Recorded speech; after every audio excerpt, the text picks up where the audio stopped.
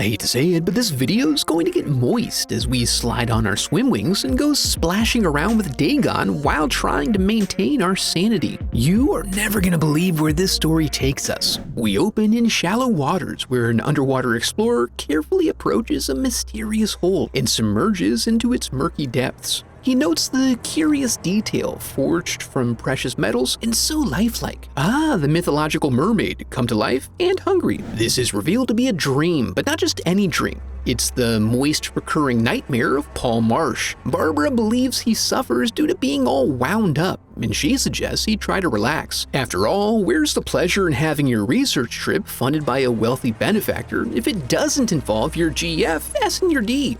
I don't find any of this enjoyable. You are going to regret that for a while. Or he would if he wasn't so obsessed with chasing that bag and spending every free moment checking the returns on his stock portfolio. This is a total turnoff for Barb, who is inspired to spontaneity. Oh no, the stocks! They argue about the value of aesthetics while the wealthy venture capitalists who funded this excursion, Howard and Vicky, look on amused. They all pause to take in the soulful droning tone that seems to be emanating from the nearby fishing village. But then the winds pick up and they can barely even begin moving things below deck before the ominous clouds threaten to swallow them whole. Howard only summered in the Hamptons once when he was 13, so they hastily lift anchor and he promptly thrusts some rocks into the belly of the ship, which penetrate the hole and pin Vicky between the boat and the whole earth. She's really wedged in there and the prognosis for her leg isn't good. Since the radio's not working, Paul attempts to signal the shore for help. The shore, however, is completely devoid of man or beast. It's determined they'll have to travel to the dock via raft. Hoping to reclaim his captain's credentials, Howard elects to hang back with his wife in case he has to go down with the ship. Out in open water, the raft is bumped by something and almost immediately springs a leak. While back in the ship, Vicky claims to feel something in the water, other than the debris, we presume. But they can't see through the oily topcoat, so Howard plays it safe and shoots blindly when things start churning. Paul and Barbara are shocked the boat situation devolved into a gunfight so quickly, but are too committed at this point to turn back. Once they reach the dock, they awkwardly run up it. They find the town to be full of beautiful stonework, but no apparent occupants.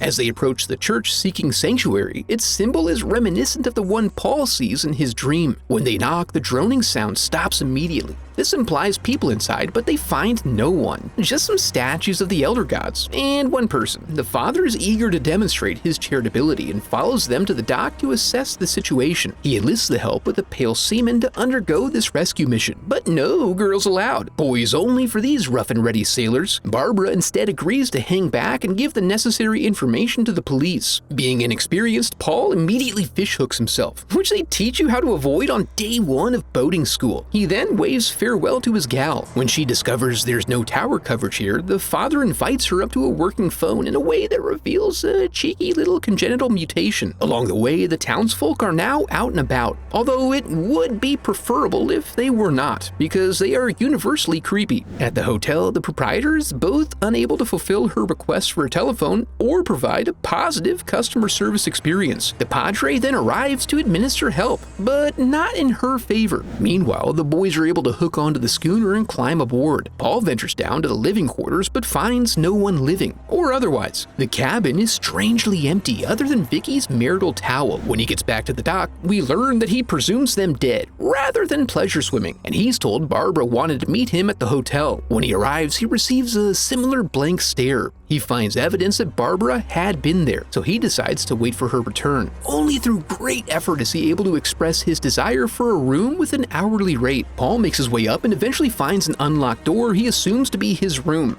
He's pleasantly surprised to find it has a view and is completely soggy. The power has also been turned off for his safety, which is a thoughtful touch. After confirming washing up would just make him dirtier, and finding that he can't reach the front desk for a long overdue turndown service, he picks the least moldy seat he can find and slumps down for a rest. He's shortly awoken by a visit from Barbara, but upon closer inspection discovers this to be the fishy mistress of his dreams. When he actually wakes up, he discovers that the villagers are getting a little restless, and they don't like being stared at. With the pounding of their approaching footsteps, steps, he attempts to lock himself in, but in order to do so, he has to whip out his trusty Victronox to perform a speedy screw job, getting the latch at least minimally attached before arrival. This gives him just enough time to bust into the adjacent room, and with no other options, he's forced to go out the window and hope for the best. He winds up in their tannery, where they fulfill the town's needs for any skin-based products. Through a hole, he sees those froggy little freaks pointing him out to a mysterious man in the town's only automobile. He tucks himself away in the shadows as they fumble around in search of him, speaking some sort of ancient dead language. Paul finds Howard mercifully freed from the burden of being constrained by flesh, and his yelp gives away his location. Thinking quickly, he's able to escape after setting fire to a barrel of formaldehyde and sneaking out amid the din and confusion. He then stealthily retreats through the back alleys, taking a grizzled old longshoreman hostage to avoid him alerting the mob. They keep quiet while a legless citizen scoots on by.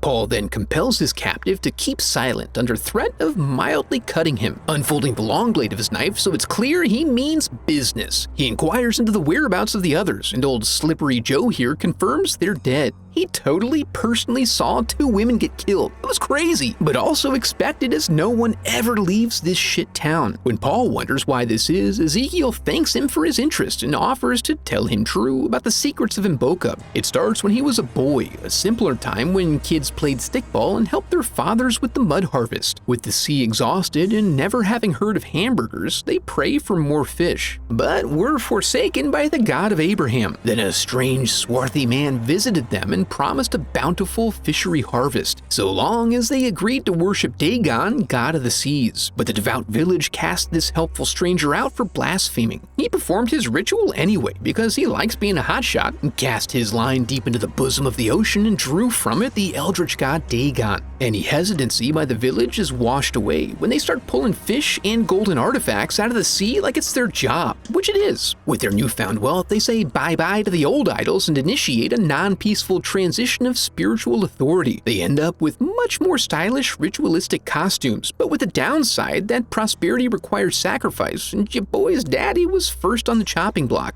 Dagon is a hungry bitch, so all choice of worship is rescinded, and his mother was made a bride of Dagon, and forced to take on all the responsibilities that entails. And Paul's not totally buying it, but Ezekiel swears on his bottle of hooch it's true. The plan now is to find the black car to use it as a vessel for escape. Unfortunately, it belongs to Xavier Cambaro, the town big shot who is a well-protected man of limited mobility, as are most of the sons and daughters of Dagon. After consideration, Paul elects to trust his crusty new friend. Ezekiel repays this by wandering out and providing a distraction for the guards. Once clear, Paul creeps over to the car and carefully snuggles up to the velvety upholstery. He begins to work his magic, except he's never actually hot-wired a car before, and this is the wiring for the horn. This forces him to very rudely exhibit to his pursuers how advantageous legs can be for running. He slips away to the first unlocked room he finds, which is occupied by the woman of his dreams with the crazy eyes. Despite their only recent acquaintance, she lies for him to confound his pursuers so she has some quiet time to stare longingly into his face, and also taste him a little. Yushi is aware of the dreams and reveals that she has been eagerly awaiting his arrival. After only a few moments of passionate kissing, Paul dives right in, deblousing her and diddling her gill flaps. Wait, gill flaps? He rips back the duvet to reveal her to be a tentacled mermaid. Recognizing copulation would involve manually fertilizing an exterior clutch of eggs, he runs off into the night to pursue a different destiny. Oh, grow up, that's the dream. On the way out, he makes the important discovery that fishmen got nards. He then takes the chauffeur's keys and uses his phone as though it were a small rock, which also allows him access to the car. He gets her started and whips out of there. However, they did not spring for the defrost option, so he finds himself driving through a crowd and getting his wheels jammed up to the axle in fish guts. He's very nearly caught here until he's able to put his lucky hubcap to good use. Afterward, he gets a lead on them and ducks into a nearby house. He mucks around in the brackish water and his pursuers wander around in vain. But as he's waiting for the coast to clear, a pasty young boy sounds the alarm, and when he manhandles him, discovers his daddy to be a very robust but tentacled man. He takes Paul to Thunderdome and submerges his face in what is the equivalent of a gas station toilet. Luckily, Paul's shoulders are double jointed, allowing him to leverage the tank lid to get him off. He thinks he's in the clear, but runs out to the street where he suffers turnabout, when it is he who is caught up in a huge net. that. He wakes up in Barbara's lap and kisses her with his fishy toilet water mouth. After soaking her in for a bit, Ezekiel reveals that he is also a prisoner and ashamed of his prior lie. They then follow a whimper and find Vicky, victim of a messy amputation and possibly suffused with the Eldritch God's seed in her belly. They have a plan to address this.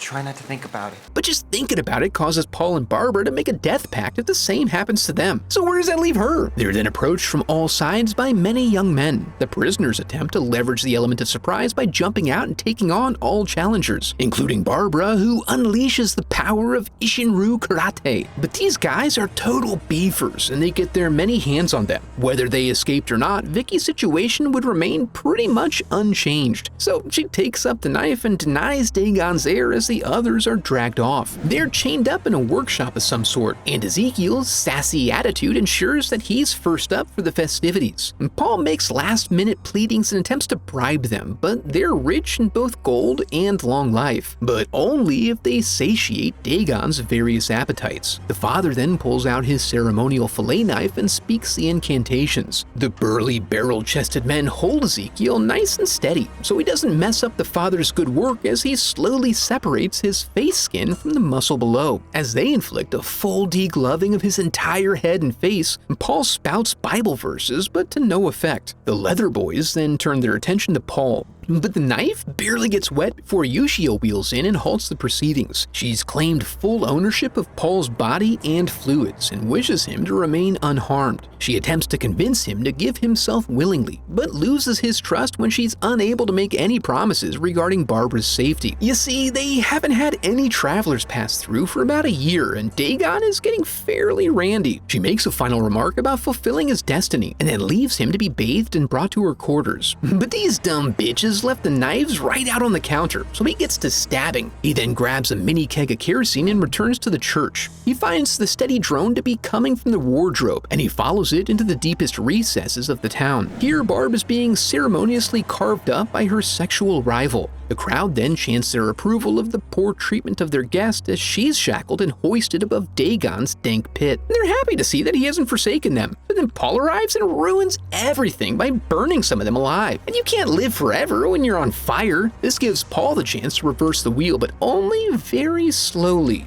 However, when she emerges, she's still breathing, but has been overcome with madness upon gazing into the eternal maw of the grotesque ocean deity. But no matter, he rips her off and does stuff to her, making Paul be like, "Daggone!" The mob then descends upon him and forces him to prostrate in the presence of their queen. She peels back his sweatshirt for a view of those washboard abs and the hint of some gill slits ready to manifest. It's confirmed that he is a native Mbokan, son to one of the town's sex slaves and a citizen by birthright. Now, with the pieces falling into place, the Fishmaster reveals his abominable visage to welcome his son home. I can see the resemblance. As it turns out, Paul and Yushia are half-siblings by father. You are my brother.